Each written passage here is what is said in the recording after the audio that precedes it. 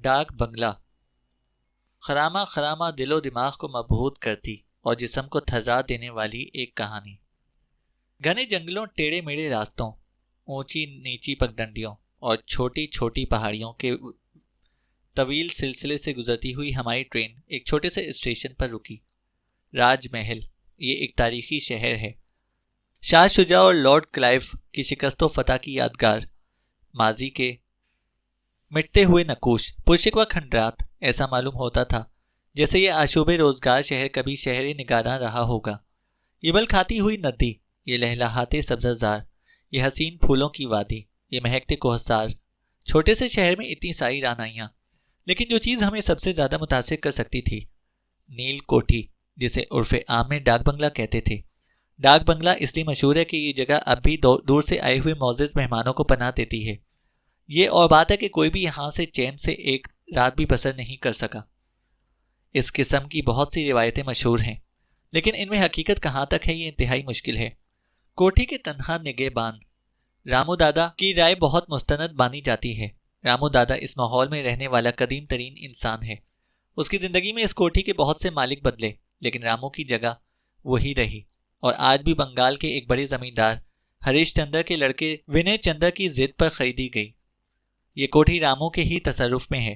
کبھی کبھی یہاں آنے والوں میں سے جو آمدنی ہوتی ہے اس کا تنہا حقدار رامو دادا ہے، اور یہاں جو کہانیاں جنم لیتی ہیں ان کا واحد رازدار بھی رامو دادا ہی ہے. یہاں کی فضا رامو دادا کے سوا کسی اور کو راس نہیں آتی. یہاں کوئی زیادہ وقت نہیں ٹھہر پاتا. اسٹیشن سے نکل کر مغربی سمت میں درختوں کے جھنڈ میں پراسرار حسینہ کی طرح کھڑی یہ کوٹھی بہت ہی حسین ہے. اس کے قدموں میں بہتی ہوئی گنگا، اس کے آنچل میں ٹنگے ہوئے سرخ سفید پھول، کچھ دور پر اس کی شانہ بشانہ پھیلا ہوا پہاڑیوں کا سلسلہ دل و دماغ پر ایک خاص اثر چھوڑتا ہے. خصوصاً چاندنی رات میں اس کا حسن دیکھنے سے تعلق رکھتا ہے. پس منظر میں سیاہ درخت اور سامنے اس کا سبی حسن ایسا معلوم ہوتا ہے جیسے کوئی پری لٹ جھکائے بیٹھی ہو. شاہ شجاع کے قلعے کے سینے پر بنی ہوئی یہ کوٹھی نیل کی کھیتی کے تجارتی نقطۂ نگاہ سے بنائی گئی تھی، اور اب ہندوستان کی سرزمین پر بیرونی تسلط اور طرز معیشت کا مکمل نمونہ ہے. سامنے سے آئیے تو جہاں پر دور تک پھیلتی ہوئی پتھروں اور سرخیوں سے بنی ہوئی سرخ سڑک موڑ جاتی ہے، وہاں سے ایک نئی سڑک شروع ہوتی ہے. گہری سرخی سے لپٹی ہوئی نیل کوٹھی کے قدموں میں مچلتی ہوئی یہ سڑک ڈاک بنگلے میں داخل ہو جاتی ہے. اندر جانے سے پہلے ایک بلند گیٹ ملے گا جس کا ایک پایا گردش زمانہ کی نظر ہو گیا ہے. سرخ سڑک کے دونوں جانب سرو کے قطار در قطار درخت ہاتھ باندھے کھڑے ہیں. کنارے کنارے گہرے رنگوں کے انگریزی پھول کھلے ہیں. عشق پیچاں کی بیلیں کانٹے دار تاروں سے والیحانہ لپٹی ہوئی چھت پر چڑھی جا رہی ہیں. چند زینے طے کرنے کے بعد آپ ایک وسیع صحن میں پہنچیں گے. پھر ایک کشادہ سائبان ملے گا جس میں ہر طرف ہوادار چھجے لگے ہیں. ایک بڑا سا ہال ہے جس کے ارد گرد پھیلا ہوا سائبان دور تک چلا گیا ہے.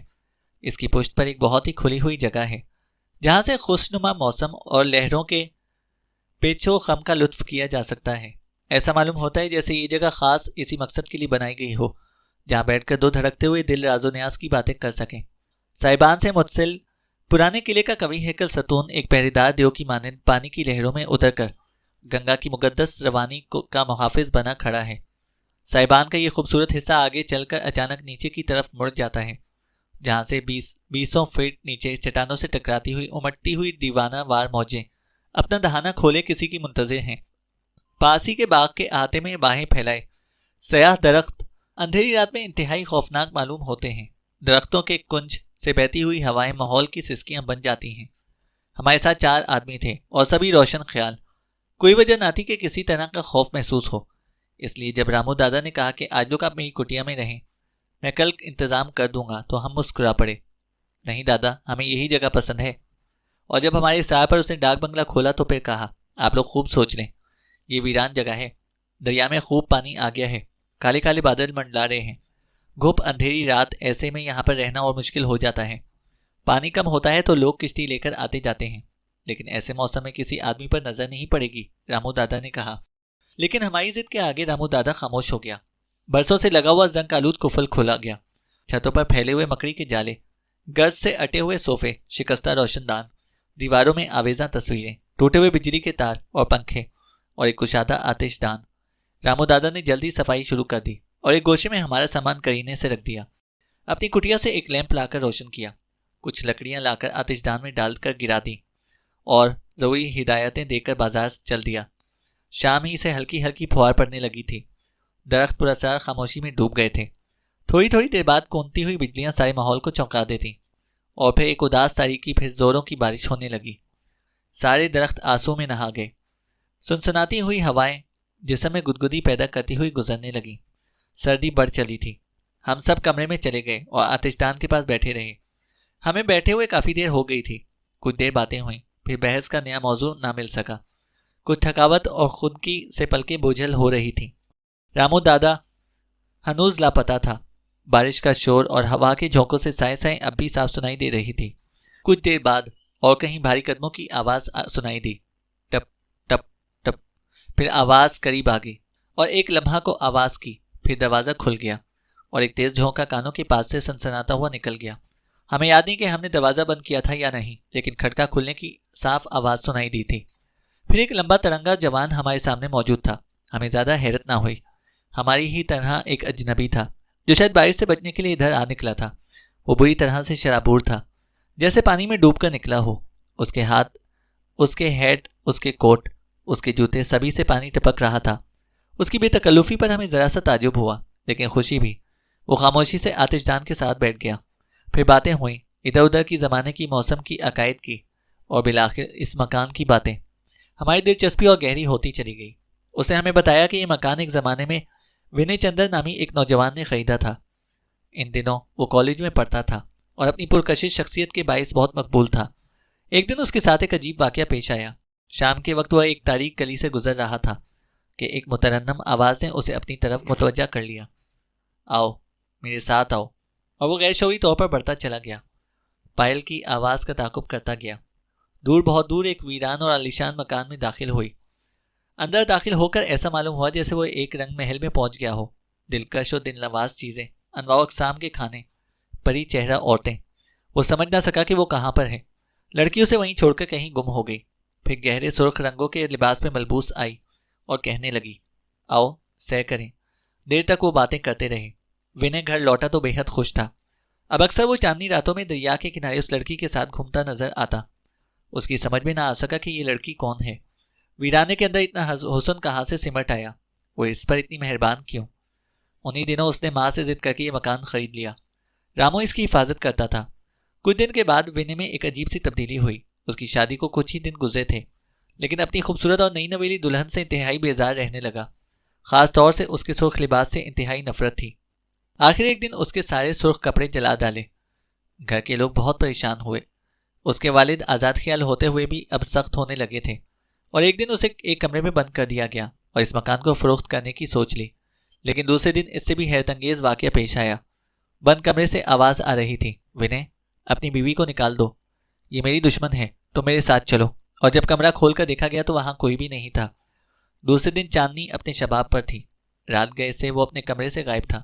پھر وہی مکان، وہی جگہ اور وہی لڑکی اپنی پائل کی آواز پر ونے کو راستہ بتاتی ہوئی چل رہی تھی۔ آج وہ اداس تھی، پر اس کی سسکیاں ابھر رہی تھیں۔ ونے، ہم اس طرح نہیں مل سکیں گے، ہمیں ایک ہو جانا چاہیے۔ ونے سمجھتے ہوئے بھی نہ سمجھ سکا۔ پھر وہ دیر تک گھومتے رہے، باتیں کرتے رہے۔ رامو اپنی جھوپڑی میں اونگ رہا تھا۔ دریا میں لہریں ابھر کر نیچے چٹانوں سے ٹکرا رہی تھیں۔ درخت سکتے کے عالم میں کھڑے تھے۔ قلعے کا دیو نما ستون خاموش تھا۔ لڑکی اڑ گئی، وہ چلنے لگی۔ آؤ اب ہم چلیں۔ اور ونے چلتا رہا، اپنے سے بے نیاز، ماحول سے بے خبر۔ آؤ، اس نے پھر کہا، ذرا آگے بڑھو۔ یہاں تک کہ ایک زوردار دھماکہ ہوا۔ 50 فٹ نیچے چنگھاڑتی ہوئی لہروں نے اس ہنگامے کو اپنی آغوش میں سمیٹ لیا۔ دوسرے دن سویرے ونے کی لاش ملی۔ یہ کہہ کر وہ خاموش ہو گیا۔ تو کیا اب یہاں پر کوئی نہیں رہ پاتا؟ ہم نے پھر سوال کیا۔ نہیں، رات گئے دھیمے دھیمے پائل کی اور پھر زوردار کہکہوں کی آواز گونجتی ہے۔ اس نے کہا، ہم لوگ کہانی میں اتنے محو ہو چکے تھے کہ خوف سا محسوس ہونے لگا۔ حالانکہ یہ محض ایک کہانی تھی، اور پھر اجنبی کی زبانی بحث کا موضوع بدل گیا۔ لیکن ہمیں ایسا معلوم ہو رہا تھا کہ جیسے دور کہیں پائل بج رہی ہو، دھیمی دھیمی، مدھم مدھم۔ پھر وہم کہہ کر خاموش ہو گئے۔ کچھ دیر ہم یوں ہی بیٹھے رہے۔ پھر میں نے کہا، چھوڑیے ان کہانیوں کو، اس زمانے میں کس کو فرصت ہے ان پر غور کرے؟ ہاں یہ تو ہے، لیکن اس نے کہنا چاہا۔ وہ کچھ کہنا چاہ رہا تھا کہ میں نے ٹوک کر کہا، ارے یہ کیا، آپ اتنی دیر سے آگ کے سامنے بیٹھے ہیں لیکن شرابور ہو رہے ہیں؟ وہ مسکرایا۔ دور کہیں پائل چھنکی۔ جی آپ کیا کہہ رہے تھے؟ میں نے ٹوکا۔ اس کی آنکھیں شعلہ بار ہو گئیں۔ میں کبھی خشک نہیں ہو سکتا، میں برف ہوں، اور برف پر آگ اثر نہیں کرتی، اور آگ کا کیا مقابلہ؟ یہ کہہ کر اس نے جلتی ہوئی لکڑیوں کے کئی شعلے اٹھا کر اپنے ہاتھ پر رکھ لیے اور زور زور سے ہنسنے لگا۔ ہا ہا ہا ہا ہا ہا نیز جھونکا آیا اور لیمپ بجھ گیا، اور دو ملے جلے کہکہے گونجنے لگے۔ جب ہمیں ہوش آیا تو رامو دادا سرہانے کھڑا کہہ رہا تھا، میں نے کہا تھا نا کہ آپ لوگ یہاں رات بھر نہیں رہ سکیں گے۔